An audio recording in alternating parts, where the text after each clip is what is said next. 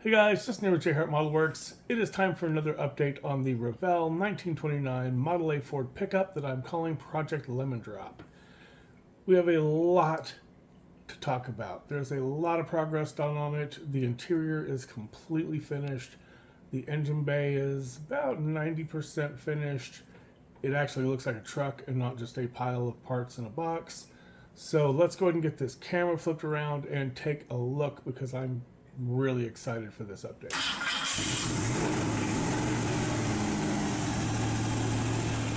Alright guys, before we begin, next Saturday, October 18th in Denton, Texas is the Texas Scale Model Expo. If you're in the area, come check it out. I will be there. You should too. Would love to see you and say hey. Now, onto the truck. Here she is, and like I said, it actually looks like a truck. I am so excited about the progress made this week. Our bed is in place. I 3D modeled up my own moon-style tank to go in the back here, and I had 3 different caps on here.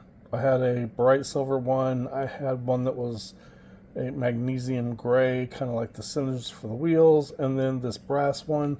And I wasn't really sure about the brass one because it's a different tone of yellow to the yellow that's on the truck. I went ahead and put the brass on the engine, and it was okay. And so when I put it on a couple other parts, and just the more I use this brass, the more I really like the way it's turning out. So I went with the brass one. So that all looks really good. I do love that wood bed. That cherry wood finished bed in there is fantastic. So yep, we have all of our body together. Our hood is functional. We'll talk about that later because that was a pain. We're going to move on to this interior. So our dash is in place. I did have to 3D model my own center because I lost it. But that looks really good. For the very center, that button in the middle, Chris from CD Scale Models gave me some dressmaker pins a while back, and they've got that flat end on them that is absolutely perfect for the button that is in the center in there. The steering wheel is not the kit steering wheel. This is a banjo style steering wheel that I 3D printed. I did that in a similar wood grain finish along with the shift knob and the handbrake, which of course it just will not focus on. There we go. So you can kind of see in there the handbrake. You can also see I used some brass for the details on there. Now the shifter is not the kit shifter either. I broke mine in half, so I used it and got pretty close. I think it needs a little bit more of a bend, but it is too late now because it's glued into place.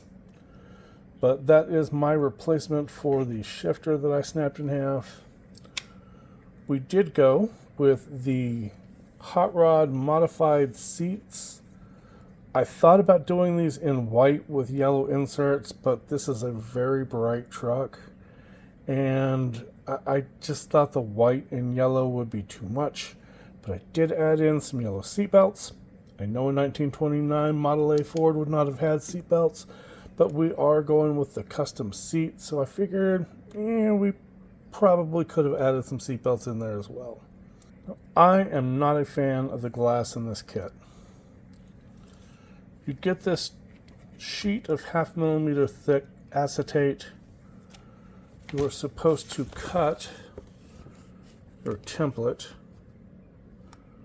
using these diagrams. You're basically supposed to draw a template from these, transfer that over to the sheet acetate, and cut them out. That curve, when you cut it, does not line up right. And it could just be that I didn't cut it smooth, but I had all sorts of gaps and stuff the first time that I cut my front windshield. Luckily, they give you a lot, so you've got some spares. You can try again. On my next attempt, when I was making my diagram, I went straight across the bottom, and I made it a bit too tall. There was a plan behind that. I used the dashboard because my dashboard wasn't glued in yet. I lined that dashboard up along the bottom, and then I used the dashboard as a cutting guide. That way my bottom curve perfectly matches the dash.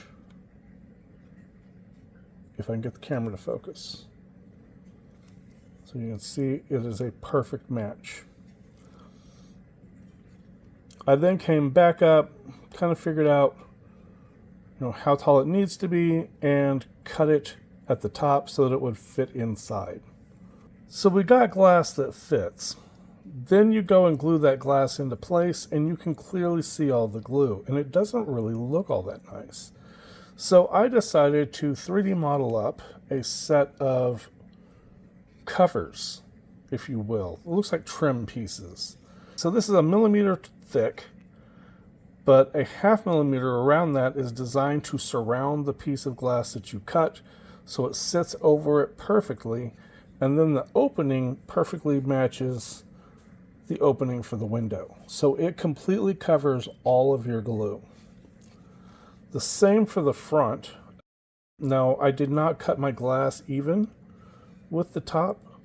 My glass is cut down to just a little bit above. It's cut down to about right here in the center. So again, it's about 1 millimeter thick. There's a 0.5 millimeter bar. It's just a little bit. It's just about like that much. But it's just enough to lip over the clear part so that you can't see it at all. Lines up with the very top, and the bottom lines up with the edge of your body. So again, you don't see any of that glue. There's a couple of notches. You may notice that there's a notch here and a notch here. These are perfectly in place for these little tabs for your roof. So you go to glue your roof on, or like me, you're just going to set it on, and it sits perfectly and doesn't interrupt. It doesn't sit up like that. It's notched out to perfectly sit in place. All right, so I got these glued in, and they look perfect. No more glue mess. Everything looks nice, but the kit doesn't have a rear view mirror. So I 3D modeled up a rear view mirror. It is incredibly delicate, so I printed about 5 of them to make sure that at least one of them made it through the process. And I modeled it so that it would sit on top of one of these bolts. There's a bolt right dead center, so that locates right on top of there, and it looks really nice. It has a slight tilt back towards the driver like a rear view mirror should. That looks really good. I am very happy with it. Another thing that the kit does not have is pedals. How are you going to make a kit with opening doors that you can clearly see into and not include the pedals? So I went in and I 3D modeled my own set. Let's take it off the supports down here, take any supports that you have up there off. So after you cut it off, there is an angled flat bit right here.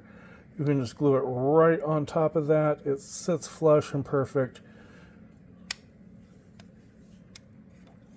And that takes care of your missing pedals. Another thing that I did, of course, I did my own custom door handles here. And I did them on the inside as well. I also did some of my window cranks. These are both already available on my Colts 3D page, so you can buy the files and print out your own. I didn't really have a place to put them, so I 3D modeled up just a nice little door card, kind of a slight texture to it, just a little bit of detail. And I left some holes for the pins for these two. Glued them in, cut them flush off the back. Did the same with the outer door handle. Glued it in, cut it flush off the back, and just glued that in place.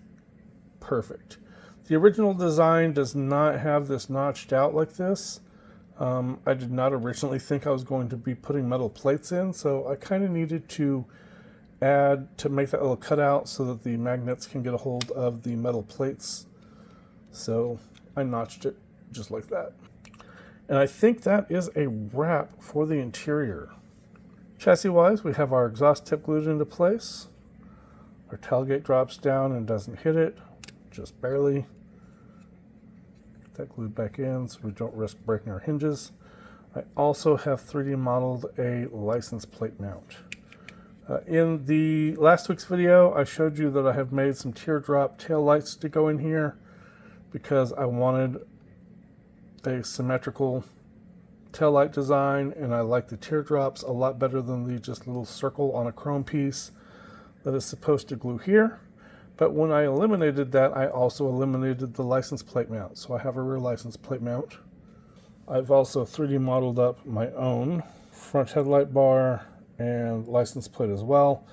In one of my videos, I mentioned, I think it was last week's video, I mentioned that there is a short shot on mine, and just this whole edge did not come out from the factory's piece. It's all missing. So I made my own light bar. In the process, I also made my own license plate mount. Now, it's not very pretty. Some dust got into the 2K gloss black while I was, chroming up the bar and the headlights. So I don't really care. I'm going to put a license plate over it. You guys know I do my license plates on aluminum sheet.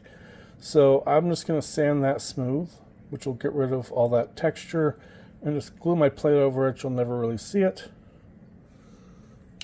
I've also, as part of that, I 3D modeled up my own base for the horn. That way I could paint that separately. On the kit, this piece is molded in with the headlight bar. Now this is the kit's trumpet.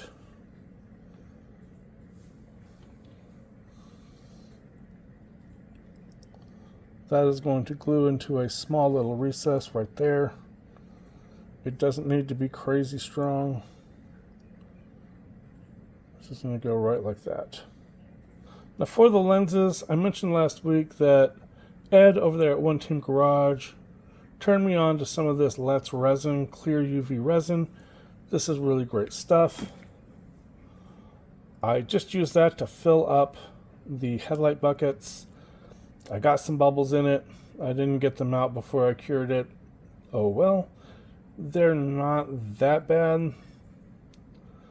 But yeah, I just filled it up to a point where it made a small dome and then just cured it for about 2 minutes, maybe 3 minutes. And it's fully cured all the way through, and they look good enough to me. This will probably be one of the last pieces to go on just because they are delicate. 3D printed resin is a bit fragile, but those are going to sit just like that. Well, I'll make sure they're wiggled down a little bit better than that, but you get the picture. Keen observers in the last video will have noted that I did not paint this area down here. It was still black. I didn't think that got painted body color. I was wrong. So I had to go in and mask all this off. The engine was already in place, the suspension was in place, the body was already painted, so I masked everything off so that I could just paint up that center section. It is not perfect. There's a little bit of a line there where there's a demarc between the two Ks. It is what it is. If I have enough time before the Texas Scale Model Expo show on the 18th, my plan is to 3D model another light bar with a set of fog lights. And that'll kind of fill this area in a bit and kind of cover that over. So hopefully I have enough time for that. I am running out of time though. It is next weekend. Our engine bay. Most of this is finished. Our engine is in. We have our ignition coil up here. It is wired over to the distributor. All that looks good. I did not include the fan. And the reason is that I want to put an electric fan on here. But the electric fan that I have, it's going to sit right up against that pulley.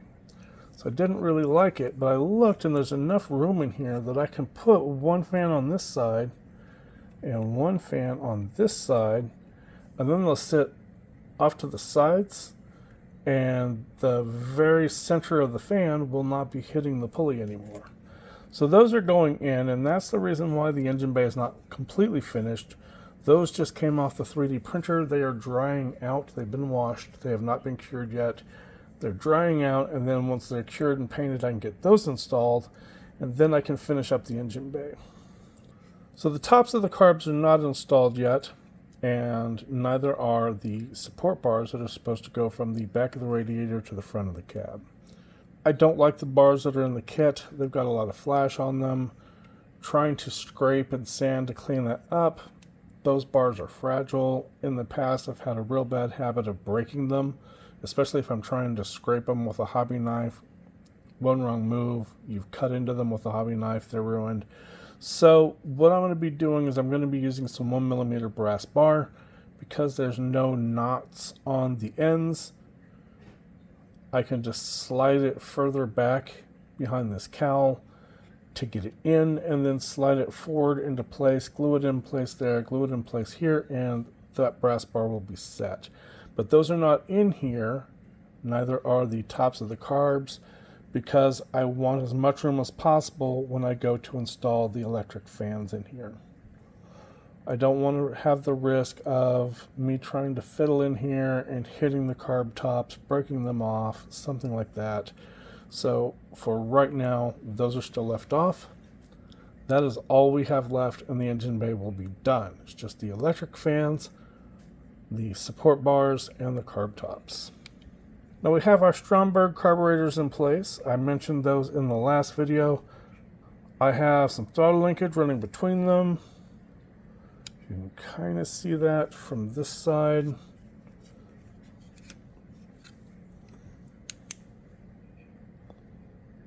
can also see my fuel rail that goes between the two carburetors and connects up to a fuel line.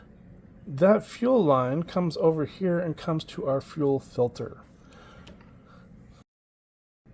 Revell did not include this in the kit, even though they modeled the spot where the fuel filter is supposed to sit.